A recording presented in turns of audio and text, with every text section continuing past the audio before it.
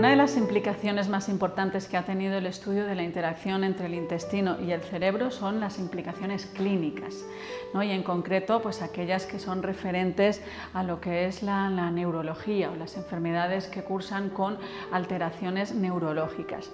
Y esto pues ha sido muy revolucionario en el mundo de la neurociencia porque enfermedades como por ejemplo la enfermedad de Alzheimer se consideraba hasta hace muy poco única y exclusivamente de origen neuronal, y es una de las enfermedades cuya investigación pues, se ha visto más revuelta por todo lo que es la interacción del cerebro con el resto de los órganos. Una de las bases, ¿no?, que tiene pues, la interacción de la microbiota con el intestino y su aplicación clínica es que la microbiota regula mucho la producción de los neurotransmisores, que son aquellas hormonas que se intercambian las neuronas para transmitirse la información. Son responsables del déficit o superávit de algunos de los neurotransmisores que subyacen a muchas de las enfermedades como por ejemplo la esquizofrenia, la depresión aguda, el trastorno de déficit de atención o incluso en otro grado también la enfermedad de Alzheimer. Entonces lo que se ha visto por ejemplo es que dietas ricas en fibra favorecen la generación de neurotransmisores como es la serotonina. La serotonina se ha conocido como la hormona de la felicidad porque pues, está detrás de lo que son los procesos anímicos más elevados. Uno de los grandes puntos de investigación hoy en día es intentar medir qué es eso de la vitalidad. Me gusta mucho una interpretación que se está dando en el mundo de la neurociencia y es considerar la depresión, la ansiedad y la insatisfacción vital, que tiene pues, un porcentaje considerable de la población, como falta de vitalidad. Un estudio que salió hace 5 años demostraba que en ciudades, en entornos, en países desarrollados, aproximadamente el 80% de la población se define como muy cansada.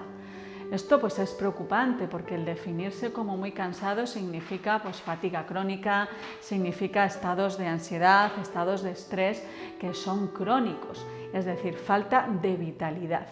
La falta de vitalidad se ha relacionado mucho con una alteración en la microbiota. Se ha reconocido hace muy poco, hace prácticamente 3 años, un nuevo término médico, que es la disbiosis. La disbiosis lo que pretende medir es el desequilibrio que hay en nuestra microbiota.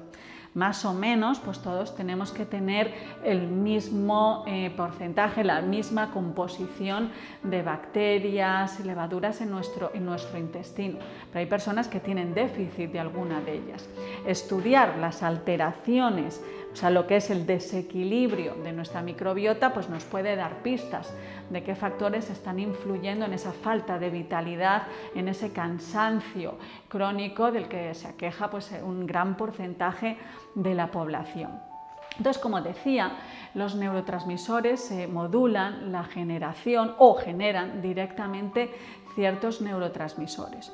Una de las vías más de desarrollo de investigación más fuertes que está habiendo hoy en día es intentar descifrar qué neurotransmisores y en qué porcentaje de su producción depende de la dieta.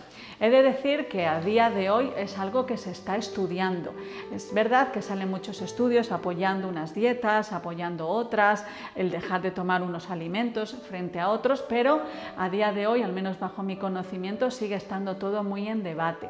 Hay que pensar que esto es un campo que es muy joven, que está creciendo, que se están investigando, que está yendo todo a una velocidad vertiginosa, pero yo creo que hay que ser todavía un poquito más prudente a la hora de apoyar científicamente una dieta frente a otra.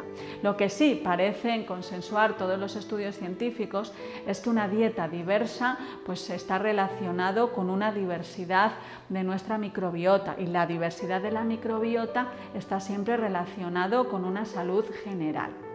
Y dentro de lo que es pues, la aplicación, los estudios clínicos de la relación entre el intestino y el cerebro, si me tuviera que quedar con uno que ha sido especialmente favorecido, es en el espectro autista.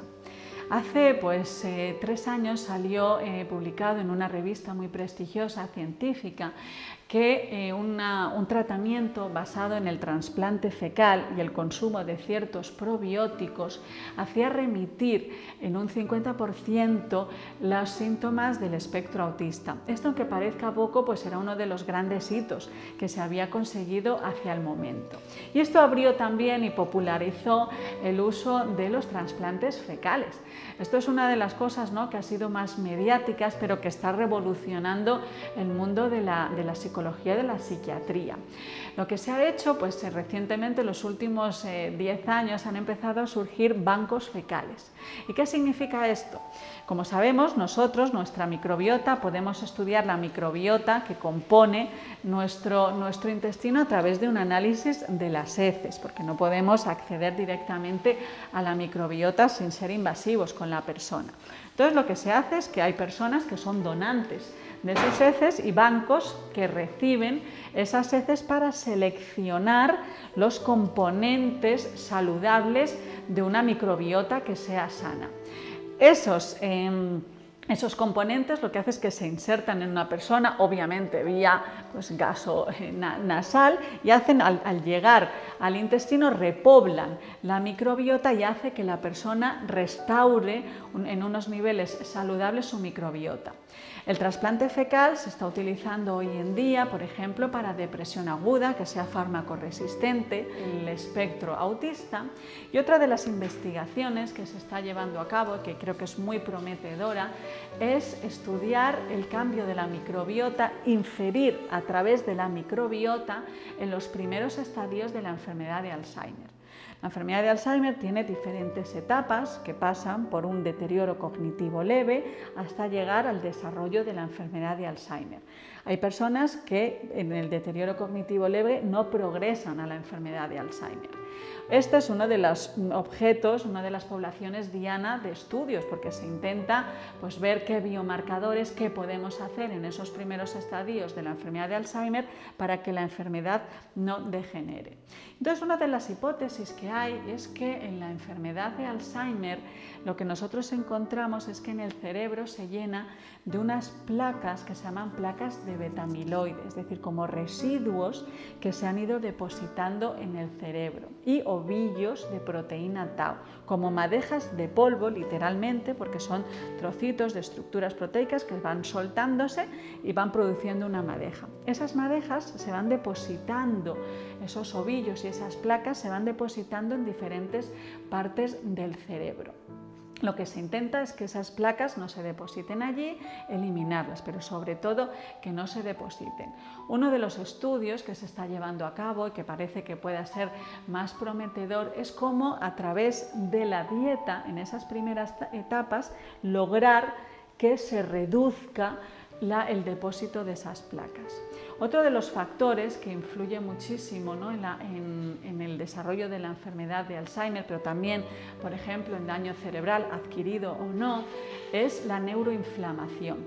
Cuando nosotros tenemos un episodio, una alteración neuronal, se produce una inflamación neuronal. La microbiota parece estar detrás también del sistema inmune. Entonces, el sistema inmune es el que controla también los procesos inflamatorios del cuerpo. También se está estudiando cómo, a través de la microbiota intestinal, podemos hacer que los procesos de inflamación se atenúen.